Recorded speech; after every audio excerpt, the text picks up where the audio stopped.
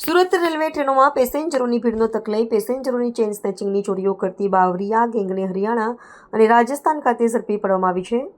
પોલીસે કમલાદેવી સુરેશભાઈ સોલંકી, સોનુ સુરેશભાઈ સોલંકી, ધરમવીર ઓમપ્રકાશ બાવરિયા અને રાધાદેવી રાજુભાઈ બાવરિયાને ઝડપી પાડ્યા છે. પોલીસે આરોપીઓ પાસેથી 5 મોબાઈલ ફોન તેમજ સોનાની 3 નગ રણીઓ મળી કુલ 2.67 લાખનો મુદ્દામાલ જપ્ત કર્યો છે. પોલીસ અધિક્ષક શ્રી અભય સોની સાહેબની સૂચનાથી એલસીબી પીઆઈ તરુણ પટેલ તથા તેમની એલસીબી ટીમ અને સુરત રેલવેની ટીમ જે અનડિટેક્ટ ગુનાઓ છે તેની તપાસમાં હતા. તે દરમિયાનમાં ટેકનિકલ સર્વે અને અમુક સીસીટીવી ફૂટેજથી તેઓને અમુક જે લીડ મળતા એ લીડ અનુસંધાને તેઓએ એક ટીમ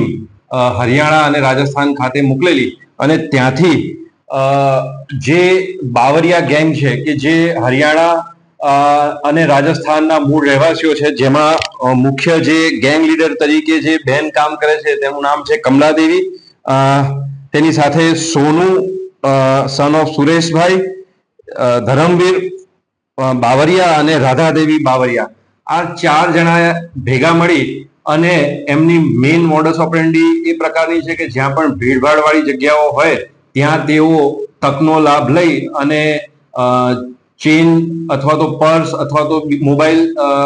ચોરી લેવાની, લૂંટી લેવાની ટેવ વાળા છે, જેમને આ ટેકનિકલ સર્વેલન્સ કરી અને તેમને હરિયાણાથી આ ટીમ જઈ પીએસઆઈ આલ અને એલસીબી ના પોલીસ કર્મચારીઓ જઈ અને પકડી અને અત્રે લઈને આવેલા છે અને તેમની પાસેથી 2,67,000 જેવો મુદ્દામાલ પણ કબજે કરવામાં આવ્યો છે અને સુરત રેલવે પોસ્ટેના 2 ચેઇન સ્નેચિંગના બનાવોને પણ ડિટેક્ટ કરવામાં આવેલ છે. જી સર, આરોપી દ્વારા રેલવેની અંદર જ ચોરીની લૂંટફાટ કરવામાં આવતી હતી કે બહાર પણ કરવામાં આવતી? આરોપીઓની જે પૂછપરછ કરવામાં આવી તેઓ મેક્સિમમ રેલવેઝમાં કામગીરી કરી છે, આ પ્રકારની ચોરીઓ કરેલી છે અને વત્તા તેઓએ અલગ અલગ રાજ્યોમાં મહારાષ્ટ્ર, રાજસ્થાન, ઉત્તરાખંડ એવા રાજ્યોમાં પણ તેઓએ જ્યાં ભીડભાડ વાળી જગ્યાઓ એમને